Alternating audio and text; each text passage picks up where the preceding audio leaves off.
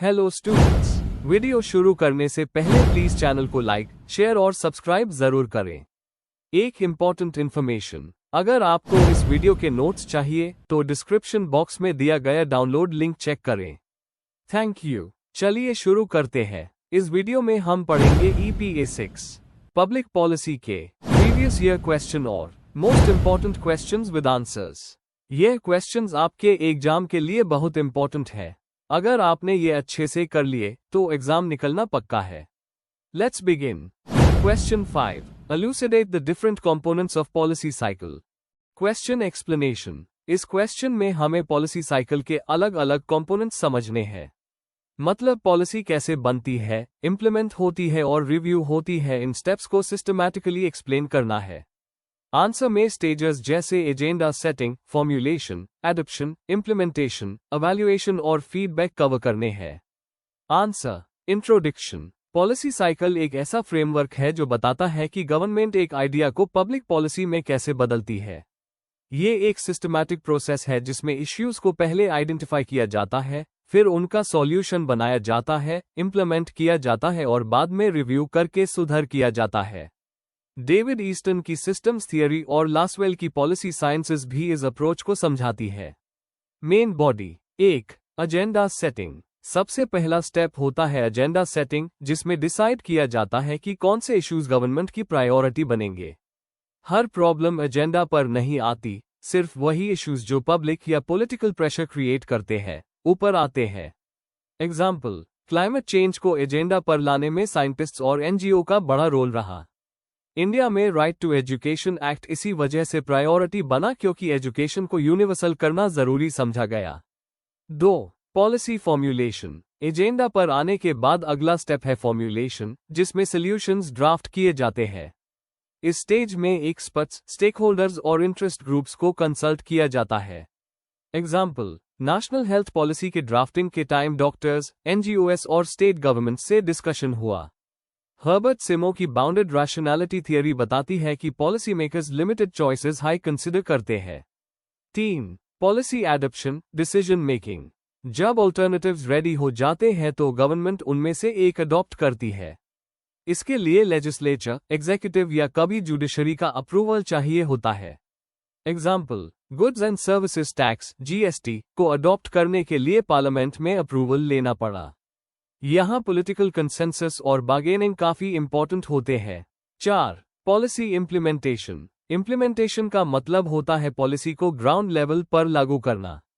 Bureaucracy और government agencies का role यहाँ सबसे बड़ा होता है। एग्जाम्पल, MG नरेगा को लोकल पंचायत और डिस्ट्रिक्ट एडमिनिस्ट्रेशंस के थ्रू इंप्लीमेंट किया जाता है। लेकिन करप्शन, रिसोर्स की कमी और इनएफिशिएंसी इस स्टेज के कॉमन चैलेंजेस होते हैं। 5. Policy evaluation. इवैल्यूएशन से पता चलता है कि पॉलिसी अपने ऑब्जेक्टिव्स अचीव कर रही है या नहीं। इसमें data analysis, cost benefit studies और फीडबैक का उस किया जाता है। एग्जाम्पल, स्वच्छ भारत अभियान के रिव्यूज ने दिखाया कि टॉयलेट्स का कवरेज बढ़ गया है, लेकिन सस्टेनेबिलिटी का इश्यू अभी भी है।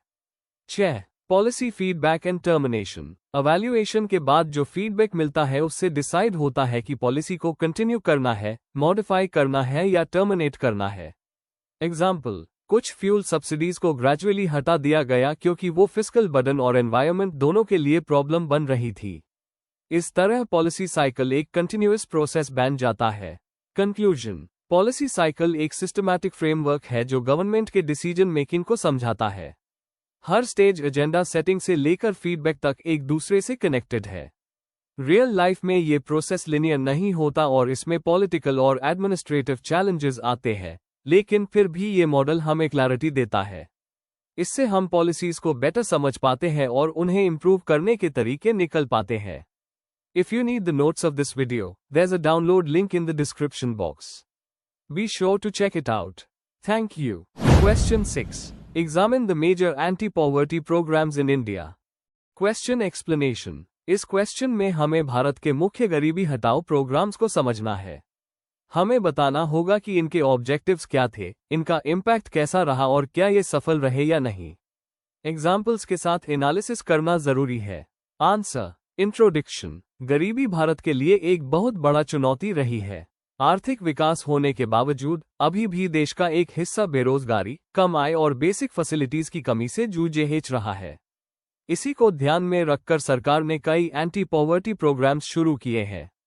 इनका उद्देश्य रोजगार देना, लाइवलीहुड इंप्रूव करना, फूड सिक्योरिटी और समाज के कमजोर वर्गों को अपलिफ्ट करना है। यहाँ हम IRDP, MG NREGA, NRLM, PDS जैसे प्रोग्राम्स को डिटेल में देखेंगे और उनके प्रभाव को समझेंगे। Main body 1. शुरुआती गरीबी हटाओ programmes. Integrated rural development programme IRDP 1978। Rural गरीब को एसेट और सेल्फ एम्प्लॉयमेंट के लिए लोन और सब्सिडी देना इसका मेन गोल था। बेनिफिशरीज में छोटे किसान, लैंडलेस लेबर और आर्टिजन्स शामिल थे। प्रॉब्लम: करप्शन, गलत बेनिफिशरी सिलेक्शन और सस्टेनेबल इम्पैक्ट की कमी। NREP और RLEGP रोजगार देना और रूरल एसेट्स बनाना इसका मेन फोकस था, लेकिन फंड की कमी और मॉनिटरिंग की वीकनेस की वजह से इम्पैक्ट लिमिटेड रहा। 2. रोजगार और social security programmes. MG NREGA 2005। हर रूरल हाउसहोल्ड को 100 दिन का गारंटीड वेज एम्प्लॉयमेंट देना। महिलाओं को एम्पावर किया, रूरल इनकम बढ़ाई और डिस्ट्रेस माइग्रेशन कम की। चैलेंजेस: पेमेंट डिले, करप्शन और कुछ स्टेट्स में weak implementation. SJSRY, NULM urban poor को स्किल ट्रेनिंग और सेल्फ एम्प्लॉयमेंट के चांसेस देना। छोटे बिजनेस और एंटरप्रेन्योरशिप को प्रमोट किया। 3. फूड सिक्योरिटी और basic needs programmes. Public distribution system PDS सस्ती दर पर अनाज और एसेंशियल आइटम्स प्रोवाइड करना, लेकिन लीकेज और गलत डिस्ट्रीब्यूशन की problem. National food security act NFSA 2013 2/3 population को फूड सिक्योरिटी का लीगल राइट दिया। वीमेन और चिल्ड्रन के लिए मिड डे मील और ICDS पर स्पेशल फोकस।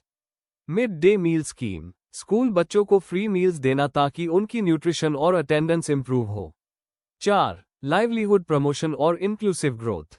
NRLM आजीविका सेल्फ हेल्प ग्रुप्स बनाकर रूरल वीमेन को एम्पावर करना।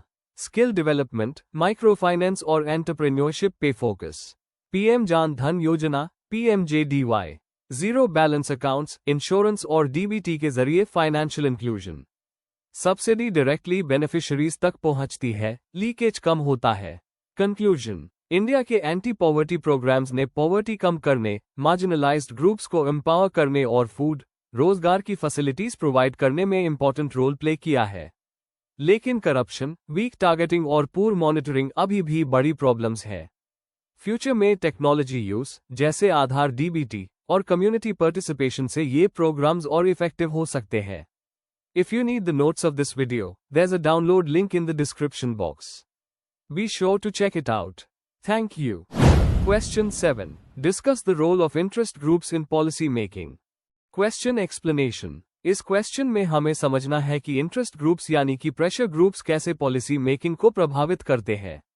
हमें उनकी टाइप्स, मेथड्स, पॉजिटिव रोल्स और प्रॉब्लम्स के एग्जाम्पल्स के साथ एक्सप्लेन करना है।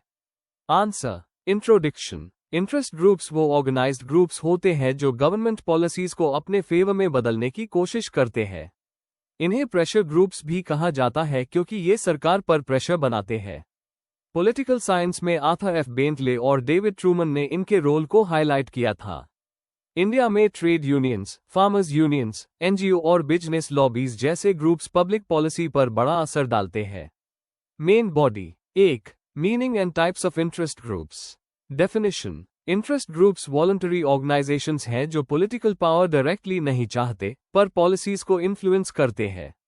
Types: economic groups CII, FICCI, INTUC, AITUC, भारतीय किसान union. Professional associations, Bar Council, Medical Association, Teachers Unions. Issue-based groups, Chipko Movement, Greenpeace, Environmental NGOs. Caste, religious, regional groups. Dalit Sangathan, linguistic groups. Example, farmers protest ने agriculture laws पर direct impact डाला। 2. Methods of influence in policy making. Lobbying, नेतास और bureaucrats को convince करना। Example, business groups lobbying for tax cuts. Protests, धरना, rally, strike जैसे मजदूर unions के protest against labour reforms. Media campaigns, TV, newspaper और सोशल मीडिया के थ्रू पब्लिक ओपिनियन बनाना। Litigation, PIL file करके कोर्ट के जरिए पॉलिसी पर असर डालना। Example, environment PIL, election support, political parties को सपोर्ट देना या वोट मोबिलाइज करना। एक्सप्लेनेशन, इन मेथड्स के थ्रू इंटरेस्ट ग्रुप्स अपने डिमांड्स को सरकार तक पहुंचा कर उन्हें एक्सेप्ट करवाने की कोशिश करते हैं।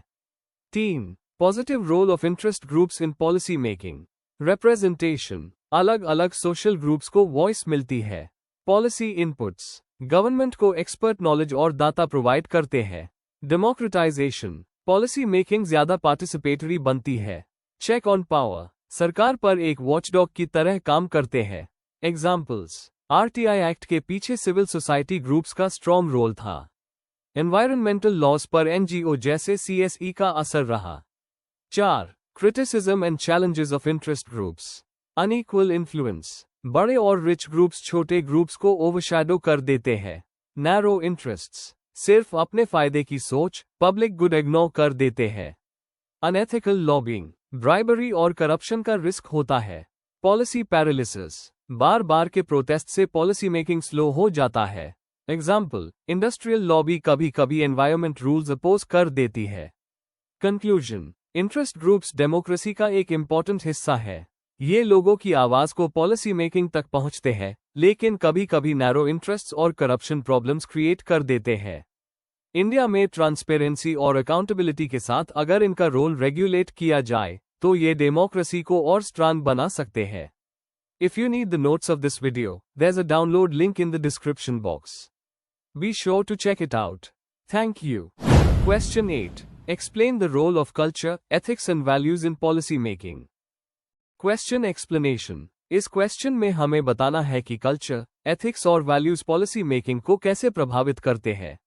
मतलब पॉलिसीज बनाते वक्त ट्रेडिशंस, मॉरल प्रिंसिपल्स और सोशल आइडियल्स का क्या रोल होता है। हमें एग्जाम्पल्स के साथ समझना है कि ये 3 फैक्टर्स पॉलिसी मेकिंग को गाइड करते हैं।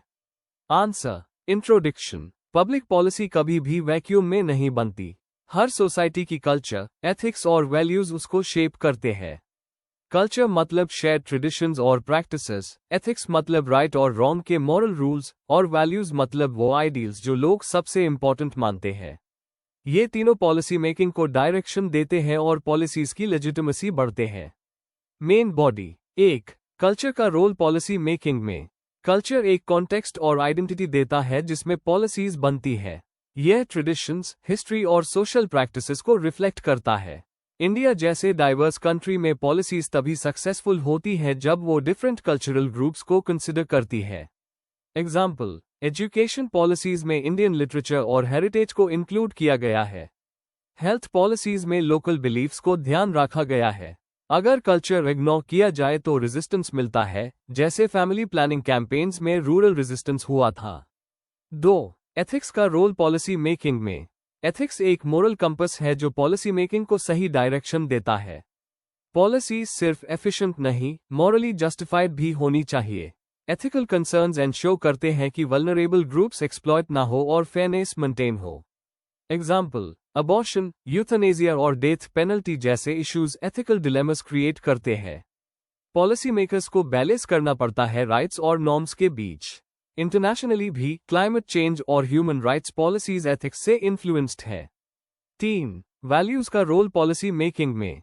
वैल्यूज वो प्रिंसिपल्स है जो सोसाइटी अपहोल्ड करती है, जैसे डेमोक्रेसी, इक्वालिटी और जस्टिस। इंडिया में वेलफेयर पॉलिसीज इक्वालिटी और जस्टिस के कॉन्स्टिट्यूशनल वैल्यूज से गाइडेड है। सेकुलरिज्म की वैल्यू एजुकेशन और रिलीजन रिलेटेड पॉलिसीज को इन्फ्लुएंस करती है। इंक्लूसिविटी और सोशल जस्टिस की वैल्यू रिजर्वेशंस और अफर्मेटिव एक्शन पॉलिसीज में दिखाई देती है। 4. कल्चर, एथिक्स और वैल्यूज का इंटररिलेशनशिप। ये तीनों एक दूसरे से जुड़े हुए हैं। कल्चर से वैल्यूज बनती है और वैल्यूज से एथिकल स्टैंडर्ड्स डिसाइड होते हैं। Example, environmental policies Indian culture nature के रिस्पेक्ट पर बेस्ड है, वैल्यूज सस्टेनेबिलिटी प्रमोट करते हैं और एथिक्स फ्यूचर जनरेशंस के लिए रिस्पॉन्सिबिलिटी सिखाता है। कोविड-19 हेल्थ पॉलिसी में भी कल्चर, एथिक्स और वैल्यूज ने गाइड किया, जैसे वैक्सीन डिस्ट्रीब्यूशन में इक्विटी और कम्युनिटी प्रैक्टिसेस को इंपॉर्टेंस दी गई। कंक्लूजन, कल्चर, एथिक्स और वैल्यूज हर पॉलिसी की बैकबोन होते हैं। यह पॉलिसीज को एक्सेप्टेबल और लेजिटिमेट बनाते हैं और एश्योर करते हैं कि वो फेयर हो। अगर पॉलिसी मेकर इनको इग्नोर करे तो पॉलिसीज रेजिस्ट हो सकती है या फेल हो सकती है। इफेक्टिव गवर्नेंस के लिए इनको समझना और इंटीग्रेट करना बहुत जरूरी है। Before we end, please like, share and subscribe the channel for more such study materials and one important information अगर आपको नोट्स चाहिए तो डिस्क्रिप्शन बॉक्स में डाउनलोड लिंक दिया हुआ है, जरूर चेक करें। Thank you.